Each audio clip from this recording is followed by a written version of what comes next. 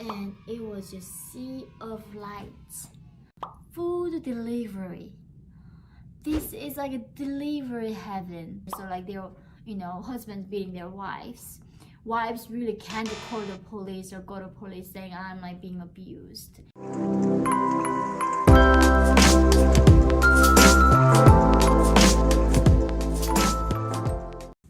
Hi everyone, welcome back.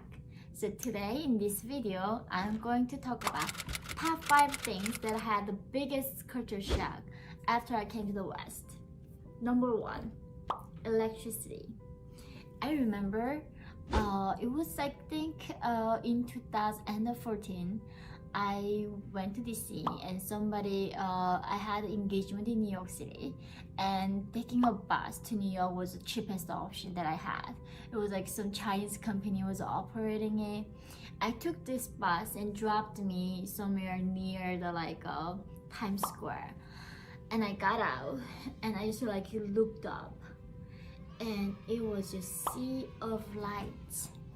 And I remember when I was in North Korea, whenever Kim Jong-il got upset about America or something, he wanted to show his power or trying to distract people, he would always say, we are going to blow up America, we are going to make America a sea of lights and make them regret. And I was thinking, oh yeah, they don't need our help. They have sea of lights right here. It was the brightest thing I've ever seen. Some defectors, when they go to South Korea and they see this so much electricity on the street, they think the government is manipulating them and turning on the electricity while their car is passing and turn them off. That's what North Korea does.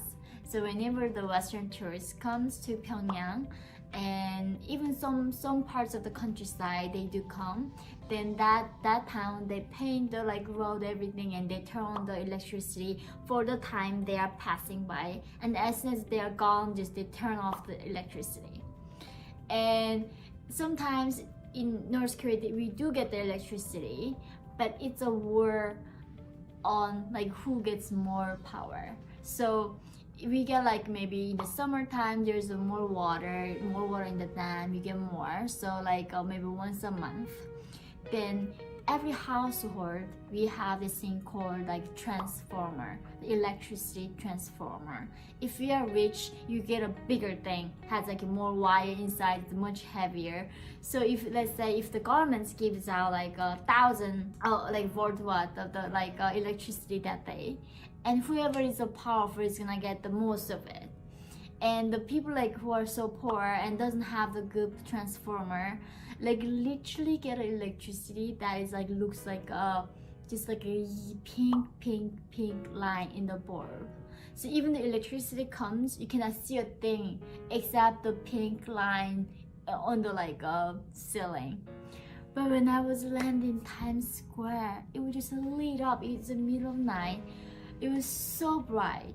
But for someone who always lived in darkness, it almost gave me some kind of sickness. I don't remember. I was so overwhelmed. I was suddenly so nauseous. I just had to run back into my hotel room. After I grabbed a hot dog stand from a hot dog stand, I just grabbed a hot dog and just ran back into my hotel room. I just couldn't believe it's just what I saw. So next, second, the biggest culture shock is food delivery. This is a delivery heaven. I mean, in North Korea, I only dined few times, sitting on the black market, bending my knees on the ground, and sitting in the side while people are selling, while this homeless, we call got-jebi, the street children passing by. It's a chaos, and eating that, and that's why we thought going out. And I do remember 1 or 2 times when I was in Pyongyang with my father, I really went to the legitimate restaurant where they have table, they had a chair, I was sitting down, and we would order the menu to the waitress. But that 1 or 2 times didn't get me used to going to restaurant and eating out. But so going to South Korea, knowing that you go to restaurants and eat, and coming to America is a completely different level. When you open this app, you have like countless like cuisines. It's like it talks about Italian, Chinese, Japanese, Korean. I mean, pizza. I mean, like American, like vegetarian, vegan. Oh my! I just couldn't believe what's vegan, what's vegetarian, what's like Mediterranean, like what is. I mean, so many cuisines I've never seen before, and as soon as you hit the button, it just comes to your door. You don't even have to go out to get it. That was a culture shock. I was like, wow, this is paradise. I just like, if there is a paradise, this gotta be it. That's the moment I realized I was living in a paradise. Okay, the number 3. This one is like, it was more like I learned in, of course in America too, but more in South Korea. So when we was arrived in like Hanawan, which is like educational center for the defectors, they teach us to how to be, living a modern life, right? We are like aliens coming from a different planet, not knowing what bank is, and not knowing like how to take a subway, not knowing like that we live in a dictatorship, not knowing anything, and they would like make us more like civilized and sending us out like 3 months later. In that place, they told us in this country, if you are getting a problem, you have to call like Korean number is a bit different, but like 911, like you call this emergency contact. Always remember you call this number and get help. Like, I mean, of course I never had a phone in North Korea, but like there was somebody you can call when you're in the emergency. It was a culture shock. And like in North Korea, there's a saying, your fist is closer than the law. So, if you, in North Korea, like if someone's fighting, the authorities say, oh, you figure out yourselves. So whenever there's a fight, whoever has more friends, whoever has more family members, brings more like, this like, whatever thing you have in the house and go fight together. It's almost like gang fight. And also, problem is when the fathers beating their wives, the mothers, or like their husbands beating their wives really can't call the police or go to police saying I'm like being abused. So in a lot of North Korean men do beat their wives. My father did beat my mom, and I had no place to run into. Best I could do was running to my neighbors, knocking their door, like save my mom, she's being beaten by father right now. And it was so common, like no one would get bothered. It was something like as normal as people here going to get a coffee shop and get a coffee in the morning. It's like that's how common it was. Women get beat up by their like husbands and other men. And here they said like in South Korea you don't get beat up. If you do get someone hit you go to police and they're gonna like punish them. And that's the moment when I was like, this is what justice is. This is like, the law is always on the side of the weak. The law exists to protect the weak. And a lot of men, especially from North Korea, going to South Korea in the beginning, not all of them, few just having hard time adjust, because in North Korea they were able to like just hitting anybody and not get into trouble. But when they go to South Korea, they do get into serious trouble. And they learn it sometimes the hard way, but a lot of the men do get adjust so well and not beating their wives after that. But I think that was really a culture shock, that in this country, whenever I have like problem, like maybe if emergency sickness, or someone is hitting me, or someone trying to do harm to others me, I have a place to go and call them. And that was really the biggest culture shock for me, among all other things. Okay, now number 4, equal opportunity. I remember reading a book called Outliers, and I was just like, this is just unbelievable. It's like, in North Korea, there is no Steve Jobs, there's no Bill Gates, there's no Oprah Winfrey. When you are born, your life destination is determined depending on your grandfather what he did when the Korean War was happening or the Japanese occupation was happening. It's all about your like family history and status. When you're born, there's nothing literally you can do to change your future.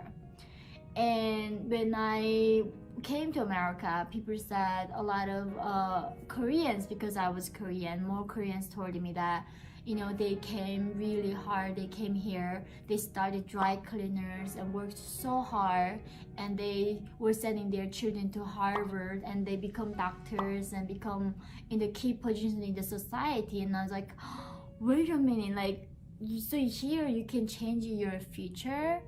And that was so confusing. Like, when you're born here, you don't have to be born under some like president or some powerful person. You can be like who you are depending on the effort that you put in and how hard you work. Here, the system rewards for the people who work so hard in this country.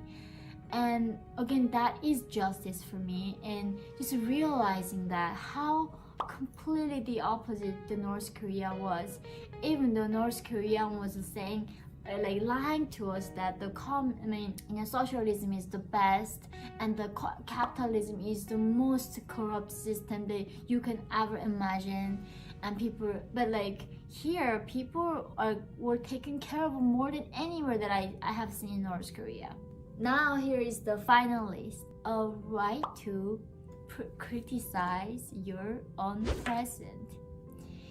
This was like, it took a while for me to understand. I think it's a lot of the factors like myself in the beginning, they get so confused and they don't even like understand.